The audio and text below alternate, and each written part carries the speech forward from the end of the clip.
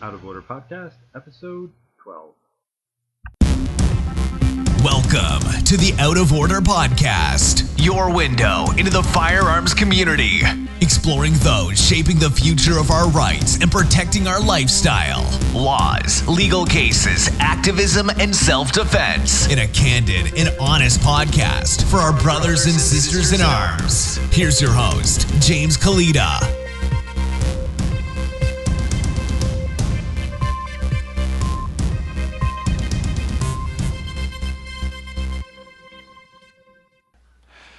Thanks for listening to episode 12 of the Out of Order Gun Rights Podcast. Today's sponsors are Liberty Classroom, where you get the history and economics classes they didn't teach you in high school. Head over to the show notes page where you'll find links to Liberty Classroom, as well as information on where you can become a Patreon sponsor of the show or use the Amazon links to help the Out of Order Gun Rights Podcast. Today's guest is Erin Palente. She is the founder of Operation Blazing Sword and a co-host of the Assorted Calibers podcast. And now, here's Erin. Erin Palette, welcome to the show. Thank you. Pleasure to be here. So, Erin, you are the founder of Blazing Sword. Would you like to tell us a little about that organization? Operation Blazing Sword, actually, that's an important distinction because otherwise people will abbreviate it as BS, and I don't want that. Okay, yes. All right, very good. So Operation Blazing Sword came together literally the day after the Pulse Massacre happened. And the roots of that are in social media. When it happened, people were in shock. And the thing that I started seeing, which I thought was completely astounding, was that gun owners who, for decades, have been advertised by culture, by media, as being male, Caucasian, conservative, homophobic, all of these extreme right-wing symptoms, characteristics, they were extending not just the hand of peace, but of love and friendship, saying, you have the right to defend yourself. I don't care what your sexuality is. I don't care what you have between your legs. I don't even care if we are political opposites. You have the right to life. You have the right to defend yourself. And if you want to learn how to use a gun for self-defense, not only will I teach you, I will take you to the range for free, and I will pay for everything. I will provide the guns. I will provide the ammunition. I just want you to learn. And I thought this was fantastic. But the problem with social media is that we all live in our little echo chambers. And I figured that the people who really needed to hear this message, members of the queer community, would not see it because they were in their section of social media and gun owners were in their other section, and never the twain shall meet. However, I was privileged to have my feet in both camps. And I thought, well, all I need to do is put a list of these offers together so that the queer people in my feed will see it and will share it. And I thought, I'll get a couple dozen names. I'll be done in an hour or so. It'll be an afternoon project. I'll go on to my next thing. So 12 hours later, I collapse from exhaustion. I have well over 100 volunteers from across the country. I can't even make it into a Facebook post anymore. It has to be its own Google map because there were just too many entries. It was overloading the system, taking forever to update. And it just snowballed from there. I needed assistance helping me daily for a couple months, really, just to add in all the names. Because I was getting about 100 emails a day from people saying, yes, I want to be a part of this. I want to help out. So here we are 2 years later, and we have well over 1,500 volunteers in every single state of the country. We have volunteers in Canada. We have volunteers in Australia, of all places, where there's hardly any gun culture. And we have them in, the Virgin Islands and maybe another place I don't remember. And so we are truly an international movement. And while the surface level is about teaching firearms safety and responsibility to queer people, really it's about understanding each other.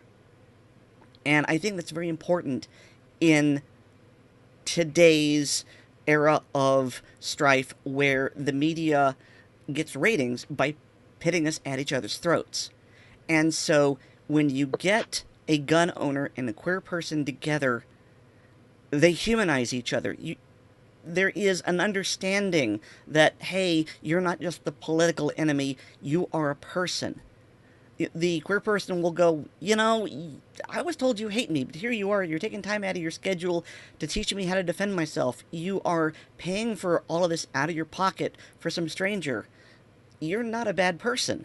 Meanwhile, the gun owner is going, you want to learn, you're listening to me, you're obviously not my enemy, and I understand some of the difficulties of being queer. For example, and I've heard this time and again, there is a large similarity between coming out as queer in a very conservative state and coming out as a gun owner in a liberal state. And once that realization is made, people go, oh, I understand now. And really, that's what I'm going for. That understanding, the humanization, the realization that just because someone is politically different from you, it doesn't make them your enemy. They're just someone you have a misunderstanding or a disagreement with. And so that's an amazing story. I mean, it's kind of what I expected would happen, but for it to actually happen is great. And so prior to this, what was your experience like in the queer community as a firearms owner? Was that part of you accepted, or is that part sort of looked down upon? People frequently ask me if I've gotten any pushback from this, and usually that's asked to mean, well, have any gun owners given you trouble over being queer? And, well, the answer is yes, a small portion, like 5%. For the most part, gun owners are really okay with it. If they're not trying to get into my pants to sleep with me, they don't care. It's none of their business. And they've told me this. So really, the best way to take a queer person... Let me say that again. So the best way to talk to a queer person is to ask them, hey, do you want to go shooting? What I have gotten pushback from is the queer community, and they are very strongly anti-gun. Despite the fact that the events at Pulse have shown that we are being targeted as a demographic. Because prior to Pulse,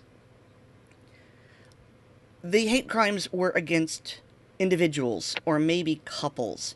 And there could be rationalization going on. Well, that person was a jerk. That person came onto the wrong guy. That guy was just asking for it.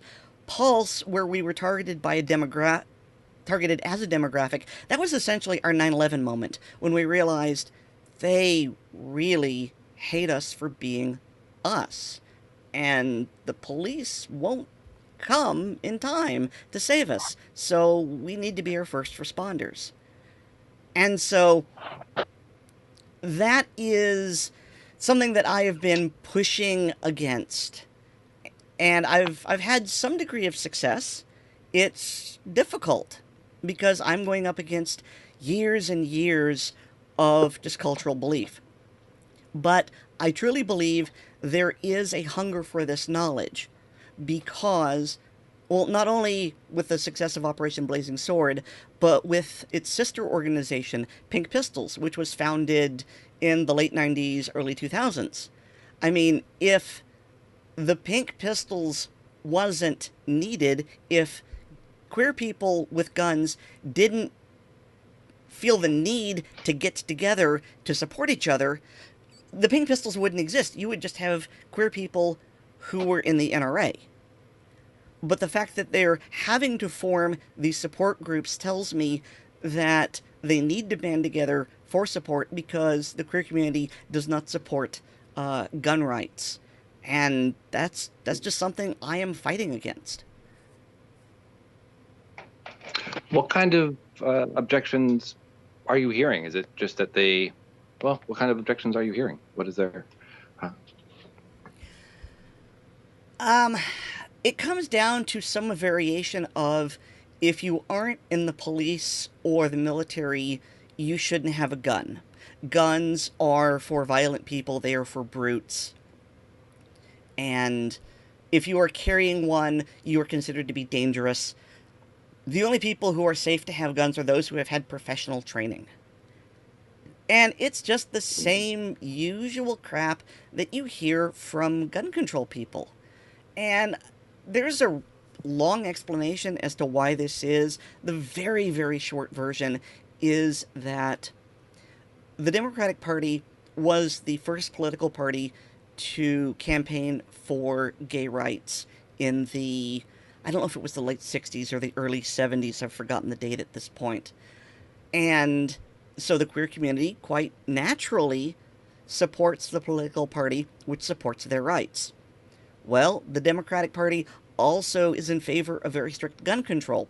So it just naturally follows that our community will support the other aims of the Democratic Party. And that's the Cliff's Notes version as to why most queer people are pro-gun control and anti-gun ownership. Yeah, and it's unfortunate that we seem to get ourselves trapped in that two-party mindset, because I see a lot of that on the other side too. It's you see a lot of gun owners that are opposed to gay marriage, marijuana reform, and I'm like, I look back and I'm like, we're gonna lose, those fights are gonna be lost, and gun control might go with it. I look at prohibition and how that was kind of tied to women's suffrage, and the way I look at history is that the reason it took so long for women to get the vote was because the party that supported that also supported prohibition. So voting for women's voting rights meant voting for prohibition. And I think we're kind of seeing a lot of that now. Voting against gun control means voting against gay marriage and voting against marijuana, and those are eventually going to have to, reconcile themselves. One of the things pray that... for a third party, but you kind of pray for a third party that has a bigger following, but it doesn't seem to come. Yeah. One of the things that rather astounds me with the modern gay anti-gun movement, I mean, I'm thinking especially of gays against guns, is that they are... The most recent thing was that when they were fighting against the bid for national carry reciprocity, and they were suddenly clamoring for states' rights.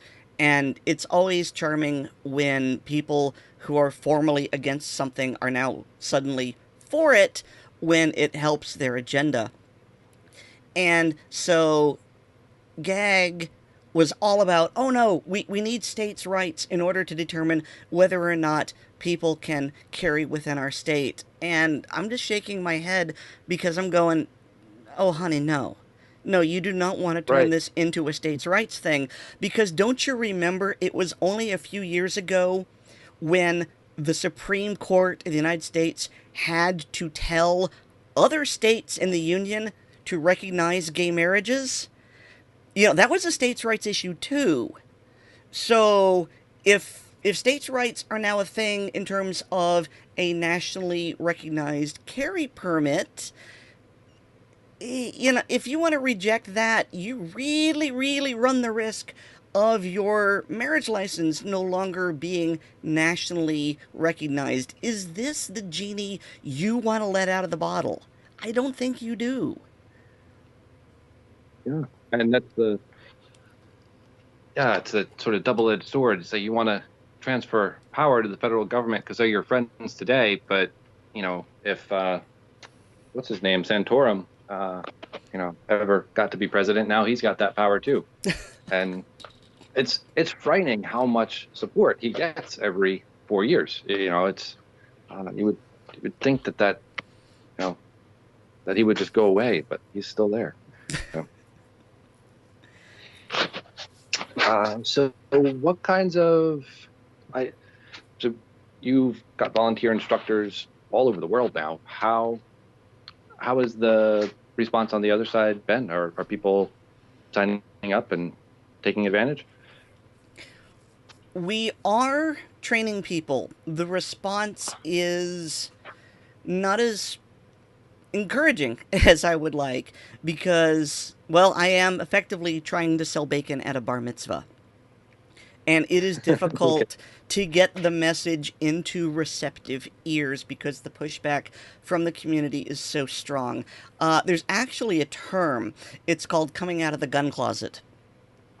And if you are a queer gun owner and you admit to being a gun owner to your queer friends, you open yourself up to the same kind of social stigma that gay people received in the 80s when they came out.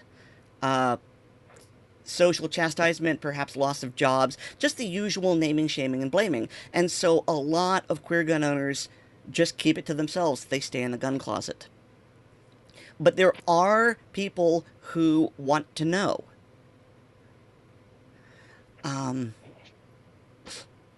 And I'm sorry, I got a little bit off track, and I have completely spaced on your question. I knew where I was headed, now I've forgotten. You had how the response was from right? Yes, excellent, excellent. So it has been slow, but it is picking up. I only have the numbers through the end of 2017 because at the end of every year, I calculate, and just based on the amount of self-reporting, we trained someone every other week, which is not bad for a grassroots organization that at the time had only existed for about 18 months. And again, talking to a not entirely receptive audience. And from there, I've got the numbers. I don't remember them right off the top of my head, but a portion of those did go on to buy their own firearm. A portion of those did go on to get their concealed carry permit. And I want to point out, these are just the numbers that are self-reported, because I do not require people to out themselves to me. I rely on testimony either from the instructors or from the students themselves who report, yes, I went, I had a great time, I'm now a gun owner, I love it. So you could, if you wanted to, apply the internet comment theory. Something like, well, for every one person who comments, there's another or two or three who are thinking the same thing but don't say it. And I figure there are probably some people who get training and tell their instructors, don't tell anyone I did this. And the instructors wouldn't tell anyone, including me. So it's entirely possible that in the past year, we trained a queer person every single week, and I wouldn't know. And I'm okay with that, because what is important is that they get the training, and they're able to make an informed decision, and not cold, hard numbers that I can use to pad a report. Sure.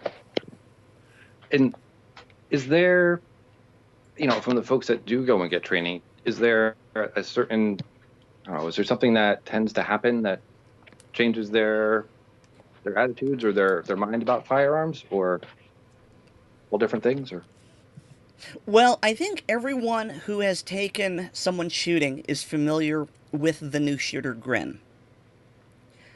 And Yes. Yeah. with one very notable exception, and that would be a British reporter who I spoke to just after Pulse and who I took shooting. Every one of those has had that new shooter grin, and they have gone from being scared of the gun to realizing that it's not going to hurt them, to realizing, hey, I'm kind of good at this. This is empowering, to this is fun, to heck yeah, I want one of my own.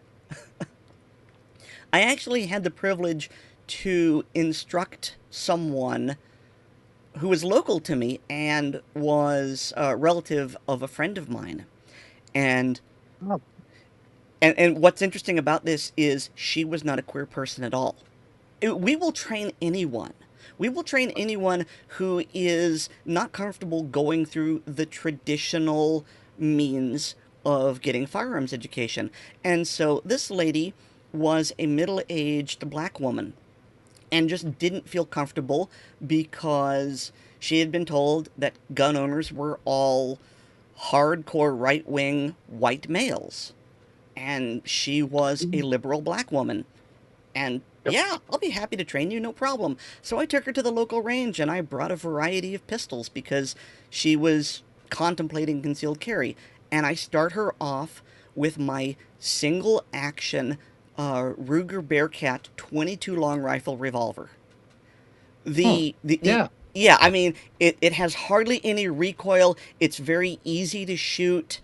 And unlike a semi-auto, if they get scared, they're not going to pump multiple rounds downrange. And Right. so, yeah, single action is very forgiving for the new shooter. And so she was so terribly scared, and I could tell she was just tensing up as she pulled the trigger, and there was that little pop. And she went, oh, well, that wasn't so bad. And then she loosened up, and we then went on to the 380, and the 9mm, and the 38 Special, and the 357 Magnum, which she scored a freaking bullseye on. Right. And Excellent. and so she had a great time, and afterwards she was saying, yes, I absolutely want to get a gun. Let's go gun shopping. I want to get my concealed carry permit. And she has gone on to purchase a defensive handgun, a 9mm of some sort, and she is in the process of getting her concealed carry permit. And that's just a fairly standard story for people who come to Operation Blazing Sword. We don't pressure them into buying anything. It's, you want to shoot guns? We'll show you how to shoot guns. We'll give you the very basics. We will teach you Colonel Cooper's 4 rules of safety, and we'll hopefully show you a great time. And from there, you can make that informed decision. Great. And so, is there anything gun owners can do that might help with that, that tendency towards being anti-gun in the queer community? Yeah, there sure is. And I want to thank you. That is a question I have not been asked before. So, again, there's this othering that's going on, and I understand it is very, very frustrating for people to remain civil in the face of attacks on your rights. But calling someone stupid, retarded, a snowflake, as satisfying as that is, does not help anything. The best way to handle the situation is to offer to educate them. Say something like, you know, I've noticed that you don't seem to understand how firearms work. And what I would like to do is take you shooting on my own dime so that you can see for yourself what they're like. And I think if you can experience that, you would come to a different conclusion. You would, at the very least, understand why I feel the way that I feel. It's very important to get that dialogue going between people as individuals and not as political opponents. So, my advice to gun owners is Don't dismiss people out of hand. Treat it as a teachable moment and try to educate them.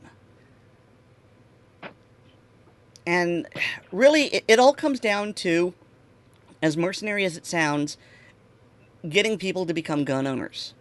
Because if they are gun owners, then they are gun voters. And that helps us. And Yes. one of the things that I get a lot is, well, why should I take someone shooting on my dime? Well, it's an investment in your hobby and your rights. Take them shooting so that they learn to love it, so that they buy a gun, so that they then become a pro-Second Amendment voter. It's not difficult. Plus, Right, it's that yeah, nefarious and then- plan of talking to people and humanizing them. You're going to learn something. They're going to learn something. For crying out loud, spend $20 and a couple of hours just to get to teach another human being about the hobby that interests you and the right that you're passionate about. If you're not willing to do that, then you're really not all that passionate about this politically, are you? That's true. That's true. And so, I mean, before Operation Blazing Sword and before Pulse, how did you get into firearms? Well, my family has always been pro-gun. My father is a career Army officer. I grew up on military bases across Europe during the 1980s. So I've always been around guns. They didn't scare me. They didn't really hold any particular fascination for me. I thought they were cool, but I didn't really get into the shooting sports and Second Amendment activism until about 2010. And that was an outgrowth of my interest in emergency preparedness.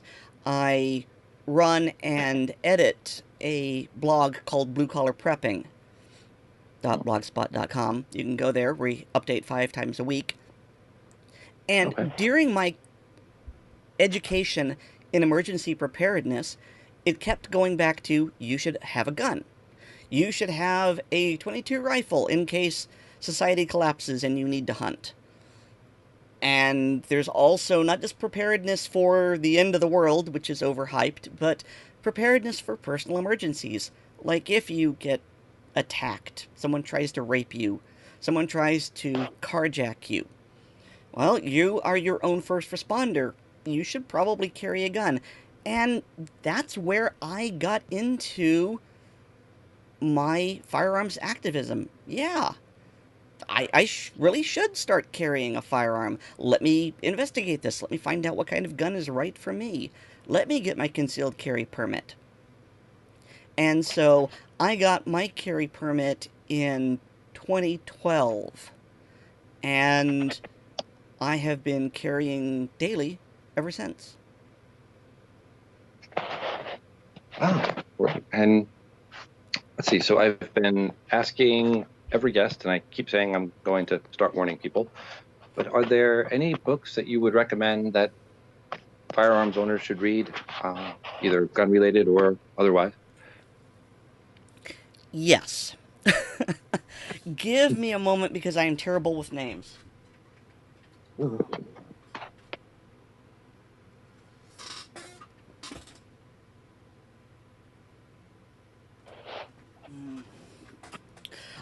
Okay. Well, the first one that came to mind, and I don't remember the name for it, is specifically for Floridians. There is a gentleman called John Gutmacher who specializes in writing a book about Florida firearms law, and he keeps updating it every time there's a change in the law.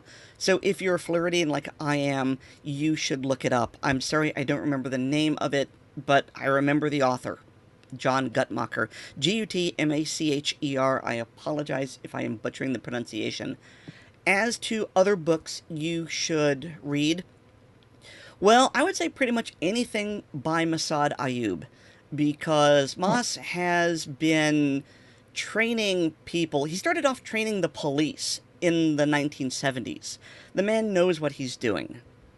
And so, in addition to reading any of his books, I would say anyone who is a concealed carrier must, not should, but must attend a Mag 40 course.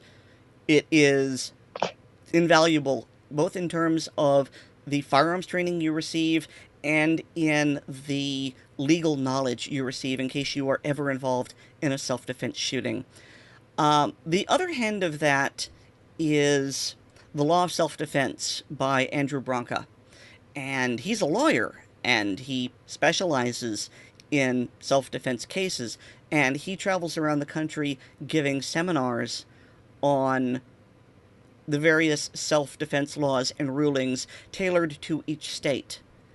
And he has a book, The Law of Self-Defense, that you can order, and it is both generalized, and I believe there are specific state breakdowns in the back.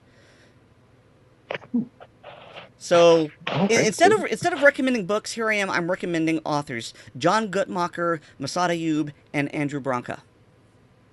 There we go. Perfect. And where should people look for you online? Well, if they are looking for Operation Blazing Sword, we have a website, I butchered that. www.blazingsword.org, or you can find us on Facebook, and I believe that's Op Blazing Sword on Facebook. Here I am. I don't remember it. That's awful of me. Pardon me while I click, because I need to look this up. Okay. Facebook.com/Operation Blazing Sword. There we go.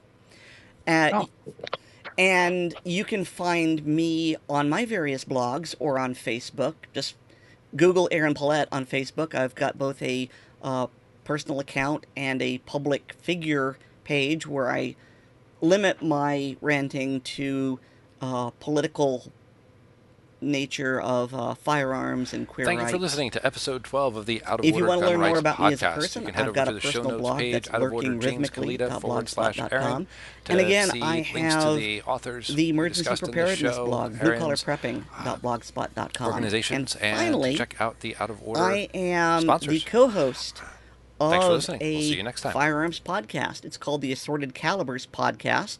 That's assortedcalibers.com.